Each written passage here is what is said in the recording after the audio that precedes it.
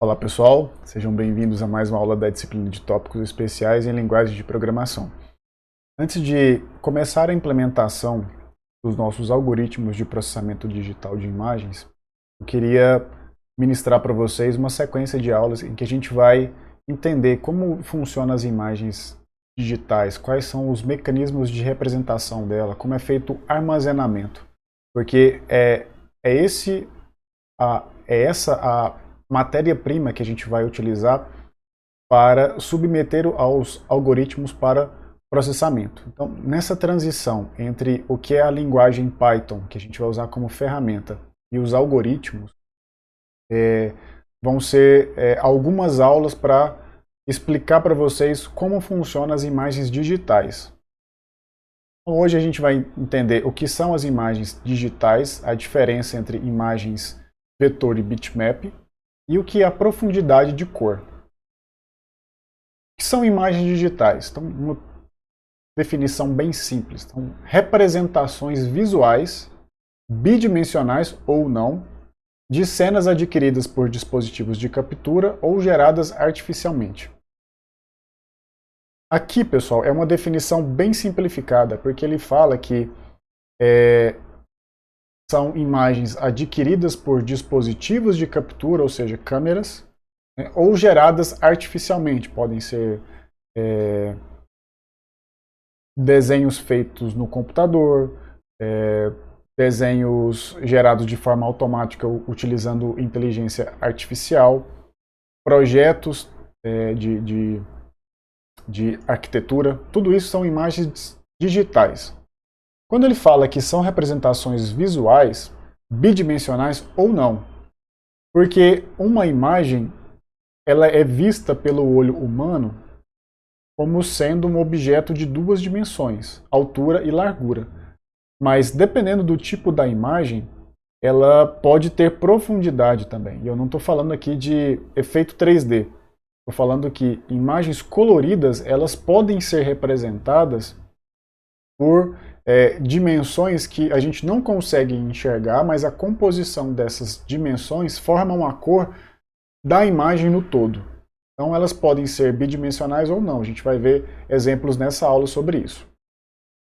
Quanto à representação dos dados, né, como que eu represento aquela informação visual na imagem, a gente pode classificar em dois tipos, vetorial e raster.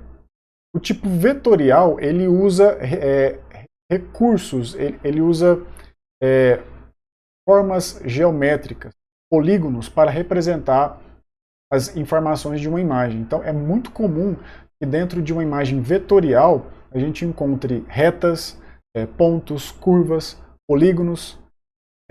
Quando você abre uma imagem feita, por exemplo, no CorelDRAW, no Inkscape, que são softwares de edição de imagens vetoriais, é muito comum que você, ao abrir esse arquivo no modo texto, você consiga visualizar coordenadas. Essas coordenadas podem ser de retas, podem ser, em se tratando de círculos, podem ser dois valores, onde um é o centro do círculo e o outro é o tamanho do raio.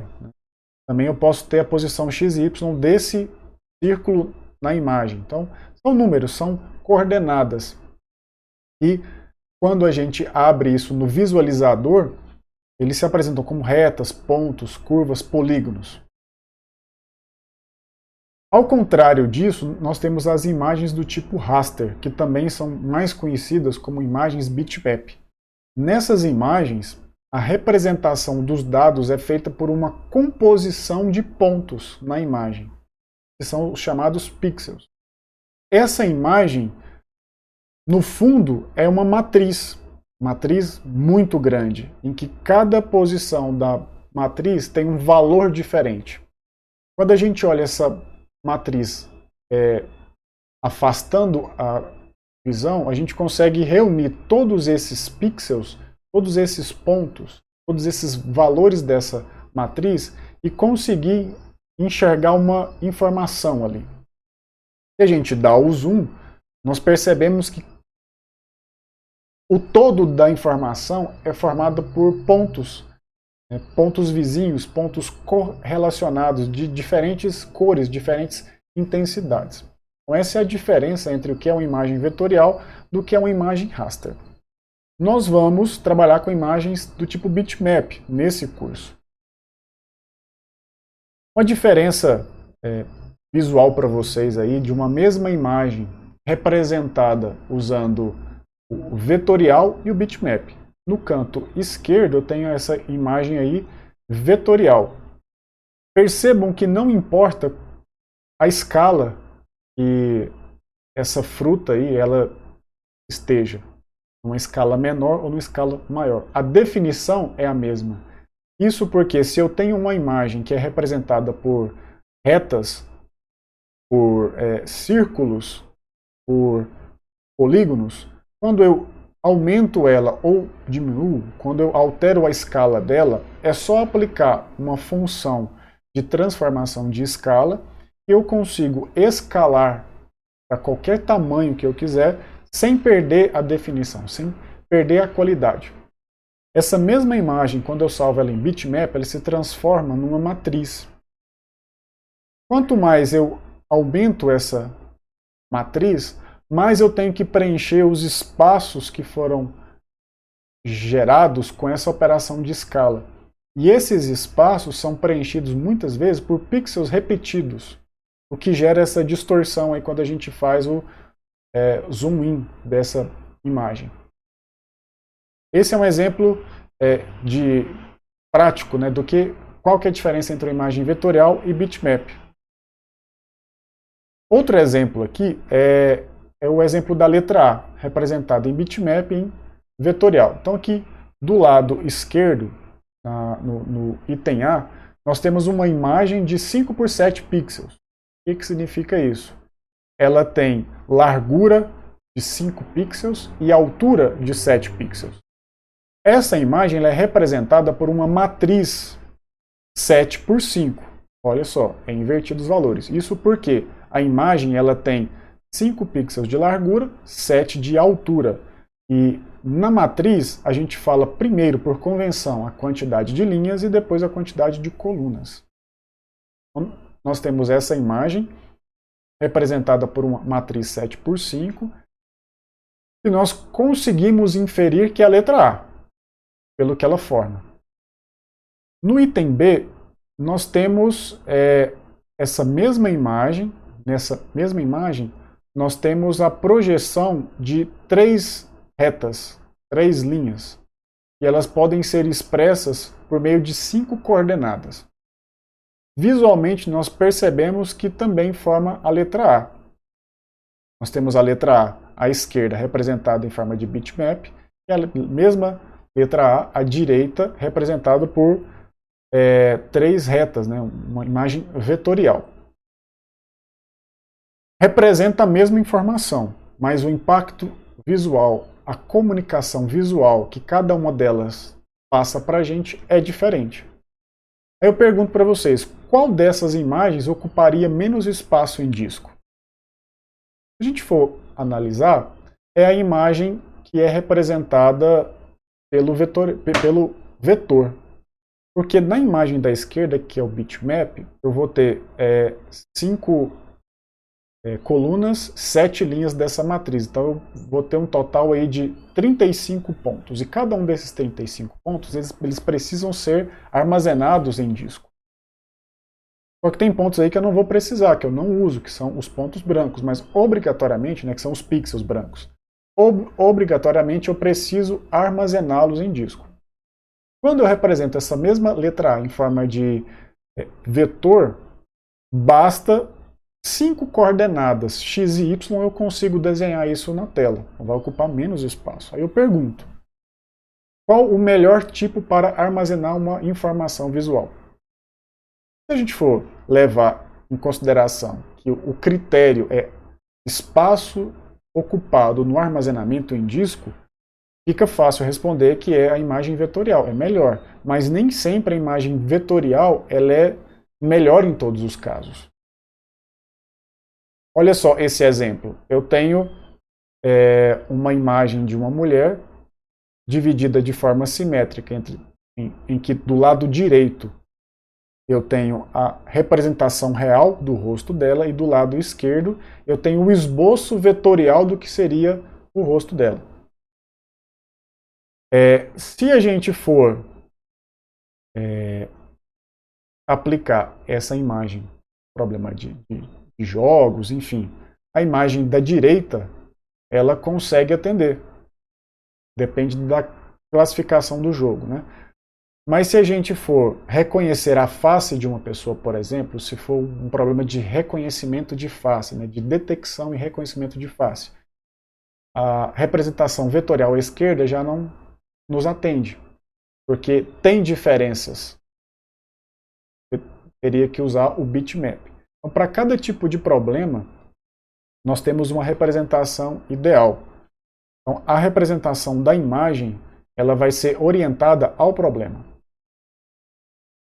Outro aspecto interessante que é vinculado ao quanto uma imagem ocupa em disco, né, o quanto ela traz de complexidade na informação visual dela, é a profundidade de cor. E nada mais é do que a quantidade de bits que são utilizados para representar cada pixel da imagem. Quanto mais bits, maior é essa imagem. Então aqui nós temos um exemplo da mesma imagem representada de 3 formas diferentes: preto e branco, escala de cinza e colorido. Quando eu falo que uma imagem é preto e branco, literalmente, ela só tem pixels ou preto ou branco. Então são 2 cores possíveis. Para representar 2 números possíveis, quantos bits que eu preciso? 2 bits, 0 ou 1. Onde tiver 0 é preto, onde tiver 1 é branco. Então, para uma imagem preto e branco, basta 2 bits por pixel para representar ele. Representar toda a imagem. Ou o pixel vai ser 0 ou vai ser 1. Se eu quiser melhorar, aumentar a informação visual dessa imagem, eu posso representar ela em escala de cinza. O que é escala de cinza? São 256 tons de cinza, que vai do branco até o preto. Ou seja, vai do preto ao branco, né, de 0 a 255. Então, cada pixel dessa imagem do meio, que está em escala de cinza, ela pode ter 256 possíveis valores. Então, para representar cada pixel desse aí, eu preciso de 8 bits. Porque se eu elevar 2 à oitava potência, eu vou ter o resultado de 256. Então, cada pixel desse aí, ele pode ser representado por 256 valores. Então, para atender toda essa faixa, a gente precisa de 8 bits. A terceira versão dessa mesma imagem, a gente percebe que é uma imagem colorida. Então ela traz mais informação visual. Nesse caso aqui, eu digo para vocês que essa imagem, cada pixel dela, ela possui 24 bits para representar. Isso quer dizer o seguinte, que cada pixel desse, ele pode ter mais de 16 milhões e 700 mil combinações de cores diferentes. Porque ele tem 24 bits. Esses 24 bits, nesse caso aqui da imagem, considerando que é uma imagem RGB, ela vai ser 8 bits para o canal verde, para o canal vermelho, 8 bits para o canal verde e 8 bits para o canal azul. 8 mais 8 mais 8 dá 24 bits. A gente vai ver como que funciona essa representação no espaço RGB mais para frente. Então percebam que é a mesma imagem, claro que cada ela comunica, ela passa uma informação visual diferente, dependendo do problema. Menos informação visual é melhor, porque reduz a quantidade de ruídos, reduz a quantidade de informações e mostra para a gente apenas o que realmente é importante. Ou não, dependendo do problema, eu preciso de cores para poder explicar aquela informação.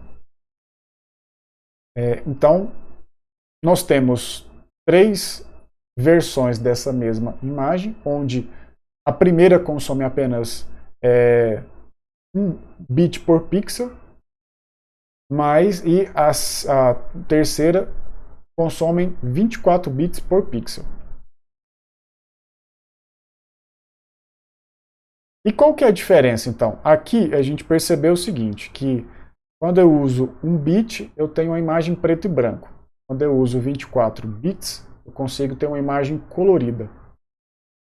Obviamente, a imagem colorida ela traz mais informação visual para a gente. Mas e quando a gente fala de uma diferença de 2 bits apenas de cor? Uma imagem representada com 10 bits, eu vou ter nessa figura de cima, ó, todas essas possíveis cores. Se eu pegar essa mesma imagem e cada pixel dela eu reduzir para 8 bits, ou seja, eu estou reduzindo a possibilidade de cada pixel ter mais de 16 bilhões de cores. Então, com 10 bits, ele consegue representar mais cor ainda. Se eu pegar uma imagem de 10 bits e reduzir para 8 bits, eu vou ter que fazer uma espécie de quantização, uma simplificação das cores. Reparem aqui, por exemplo, que esse tom de verde aqui, ele foi obtido nessa faixa aqui. Eu tenho uma transição entre amarelo e verde, então ele deu origem a um verde um pouco mais claro do que os que estão à direita dele. Então, o que é essa quantização, essa simplificação da cor? É transformar uma faixa de cores dentro desse espectro aí de 16 bits de cor, transformar uma faixa, um intervalo, em uma cor só. E no caso aí foi esse verde intermediário. Quanto menos bits a gente tem numa imagem, aliás, quanto mais bits a gente tem em uma imagem, mesmo que seja colorida, mais informações a gente consegue, mais informações visuais, mais riqueza de detalhes a gente consegue perceber. Claro que a visão humana ela é limitada. Mesmo no sistema de 8 bits, muitas cores que são produzidas, né, que é toda aquela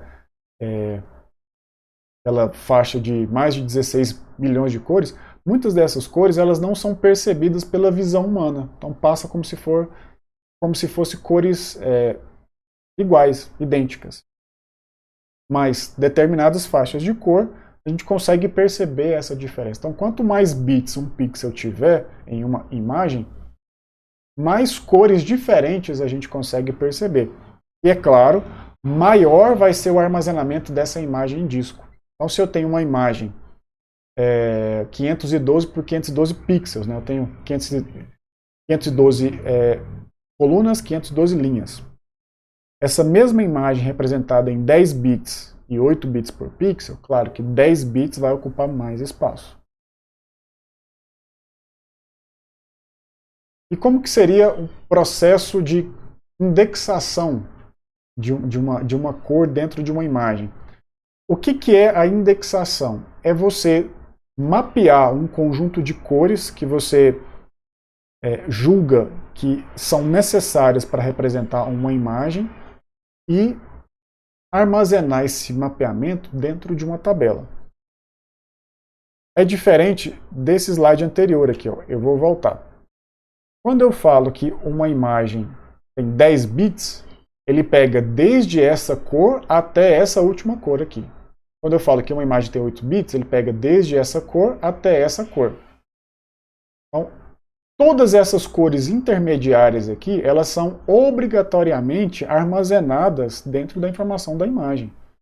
Porque eu estou especificando apenas a quantidade de bits. Então ele pega da primeira até a última, e todas as intermediárias aqui, ele considera como uma cor válida, uma cor que pode ser usada.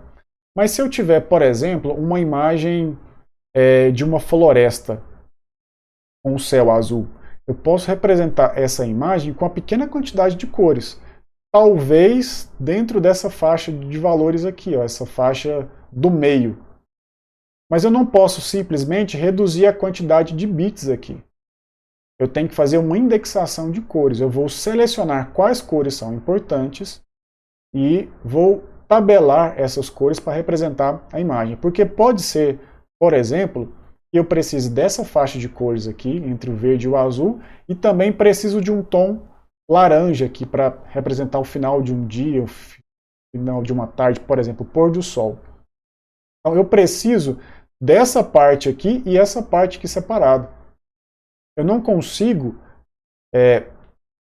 delimitar a faixa de cores da minha imagem simplesmente especificando. Não, então só com 5 bits eu consigo representar, mas vão ser 5 bits que vão representar as cores de forma contínua.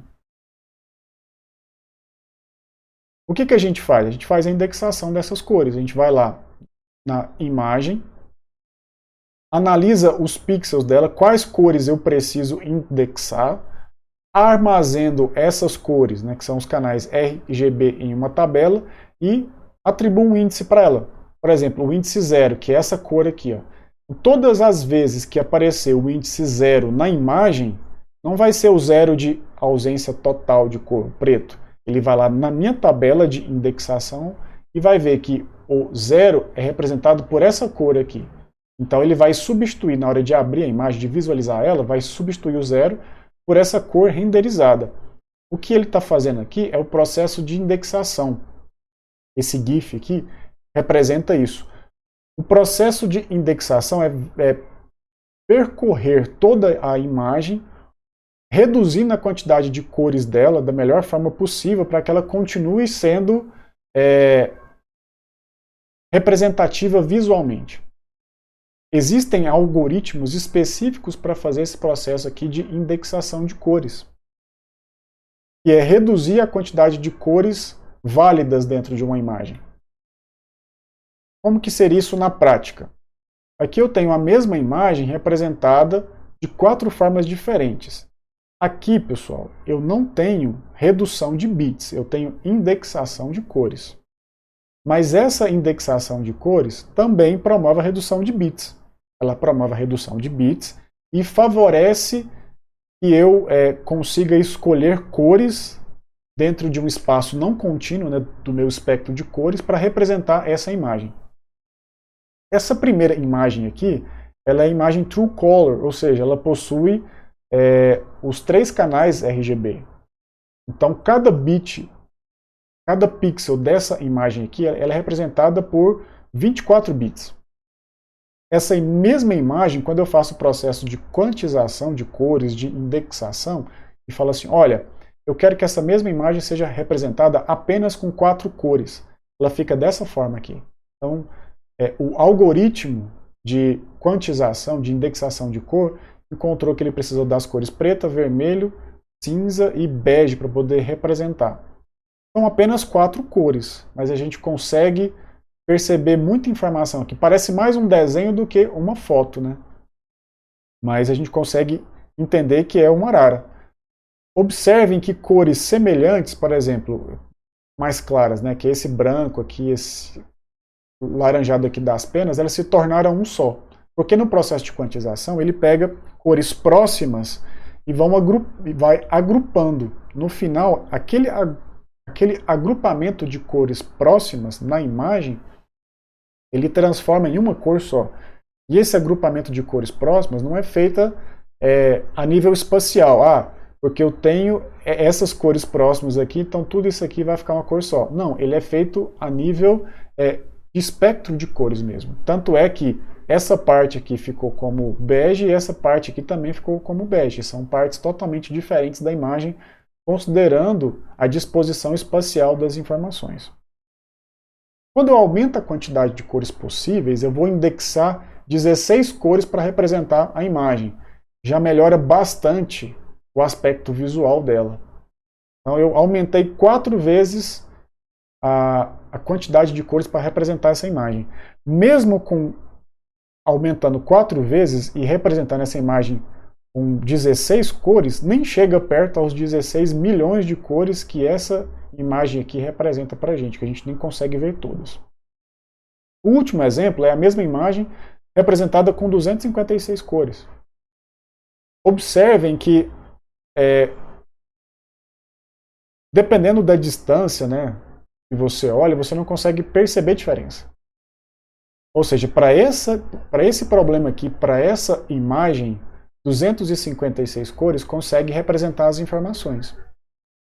Claro que para essa imagem específica, e dependendo do problema também. Às vezes você tem um problema que você precisa de mais cores para poder mostrar todas as informações da imagem. Nesse caso aqui, visualmente a gente pode inferir que não tem tanta diferença. Eu consigo ver que é uma arara e eu não consigo perceber que ela foi... e ela passou por um processo de quantização, uma redução brusca na quantidade de cores. Diferente, por exemplo, quando eu usei 4 e 16 cores. Aí sim, visualmente eu percebo que teve bastante perda de informação. Bom, pessoal, por hoje é só. Na próxima aula a gente vai estudar como que funciona o processo de representação e armazenamento de uma imagem no disco. Até mais. Saiba mais sobre o Instituto Federal Goiano. Acesse ifgoiano.edu.br e nos procure também nas redes sociais. Instituto Federal Goiano. A educação te transforma, você transforma o mundo.